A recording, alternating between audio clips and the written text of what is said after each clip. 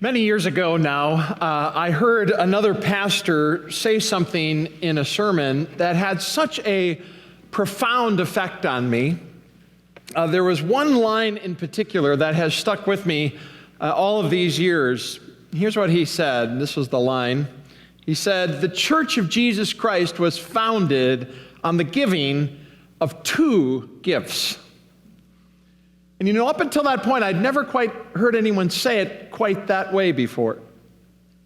He said that when the first disciples went out to share the good news about Jesus Christ and what he had done, they went proclaiming two gifts from God. The first gift was the gift of the gospel, right? They told people of the urgent need for them to recognize the brokenness of this world and the brokenness of their own lives. They told people that they were more sinful and farther from God than they ever imagined themselves to be, and therefore in deep trouble. But then they also told them about a God who loves them and forgives them, a God who has a truly unfathomable love.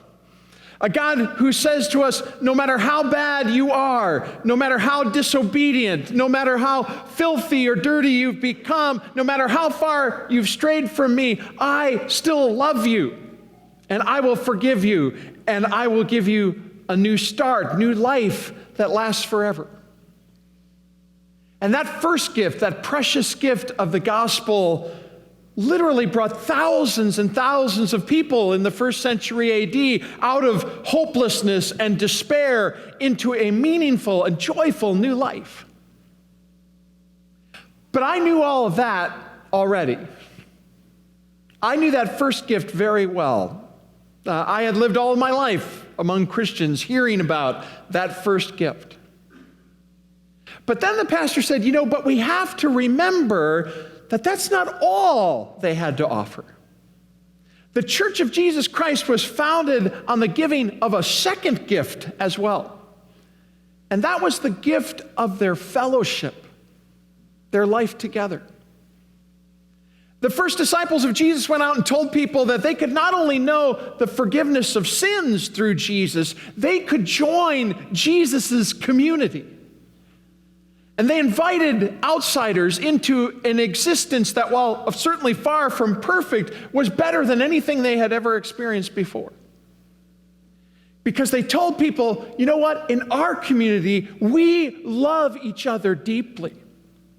We care for each other. We help and support and encourage and cheer each other on through life. We share our resources with each other.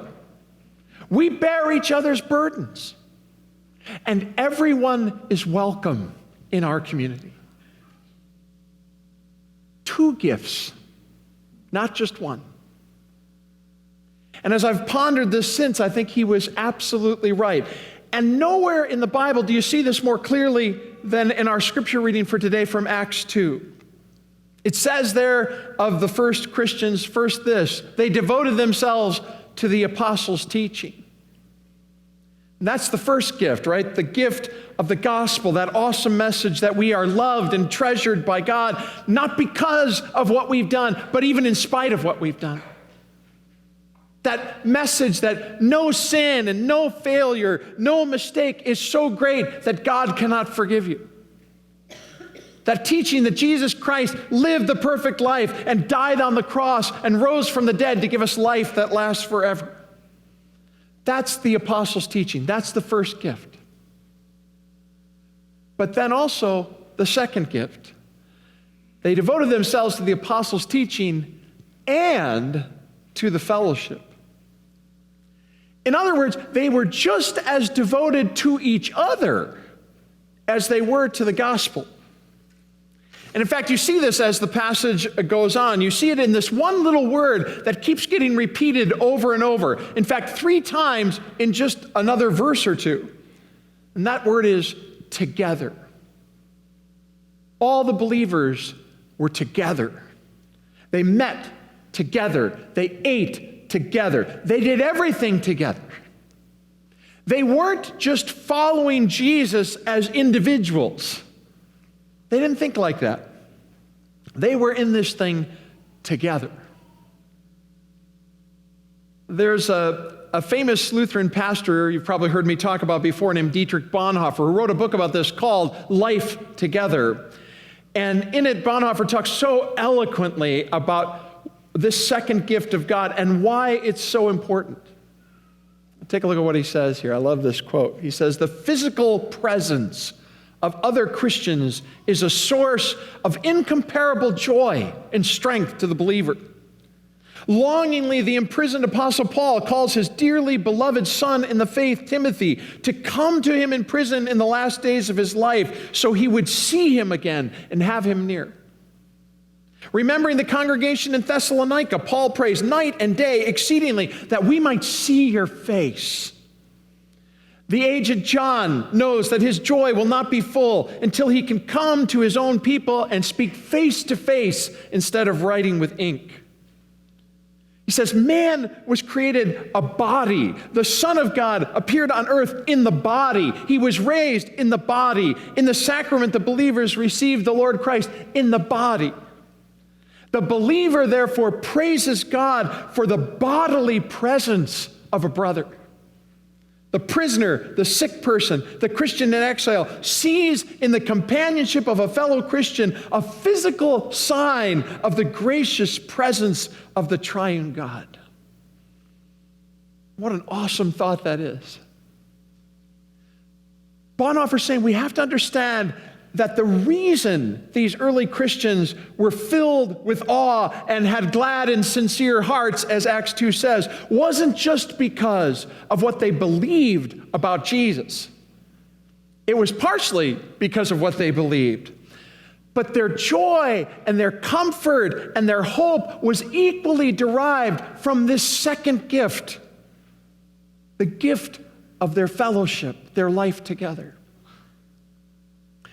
And friends, this is such an important message for the church today to hear, and especially a church like ours in suburban America. Because in modern suburban America, the value of community, of life together, is constantly being undermined. Our fast-paced lives increasingly push us away from one another and from the gift of life together into individualism and isolation. I was remembering this. The famous pollster George Gallup Jr., 20 years ago now, said this about American culture. He noted, "We are physically detached from each other. We change places of residence frequently. One survey revealed that 7 in 10 do not know their neighbors. As many as 1/3 of Americans admit to frequent periods of loneliness." Gallup's been telling us this for 20 years, telling us this is a serious problem and a growing problem.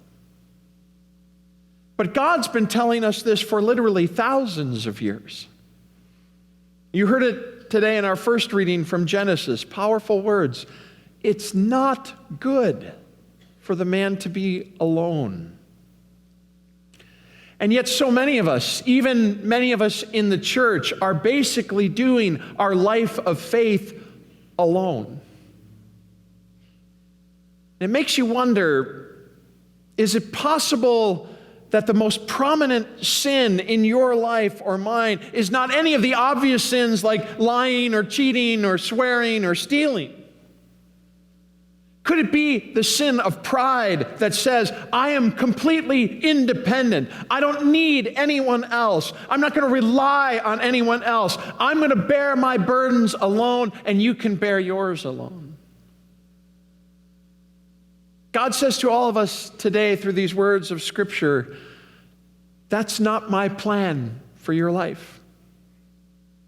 I have 2 gifts for you. Jesus said it in the other reading, as I have loved you. That's the first gift. Love one another. That's the second. So here's the question that I have at this moment. If this second gift is so great, why then is it so easy for us to disregard it? I mean, if it's so clearly stated in the scriptures as we see it today in all three of our scripture readings, then why are we so quick to lose sight of this? Why on earth are there so many Lone Ranger Christians out there? And I think the answer is because while life together can be wonderful, it can also be very difficult. And we are not immune from this difficulty just because we are in Christ's church.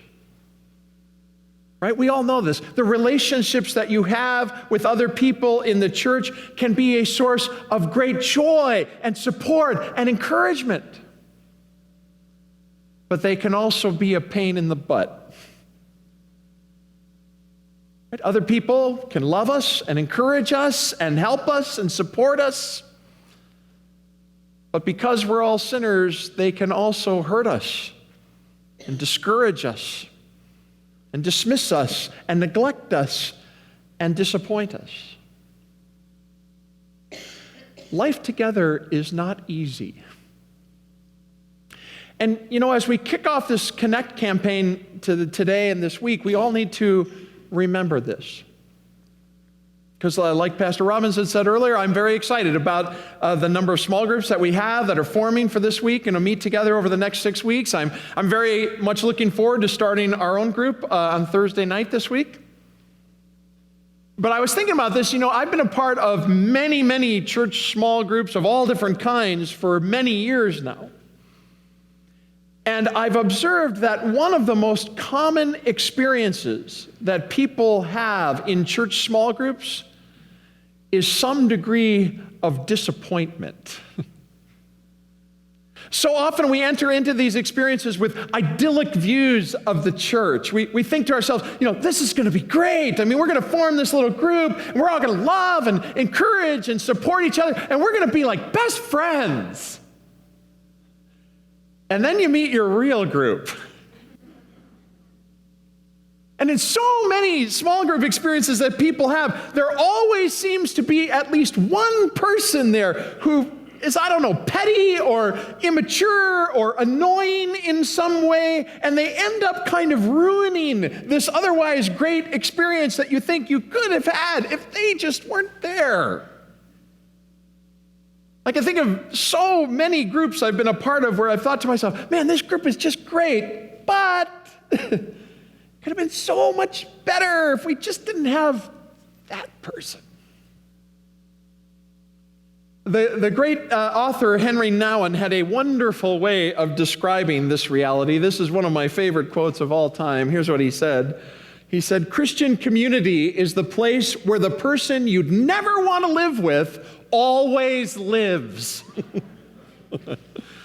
Oh, that's so true. And sometimes I've even gotten mad at God about this. I mean, God, why are you doing this? Why'd you let this happen? Why'd you allow this one person to ruin this otherwise wonderful group?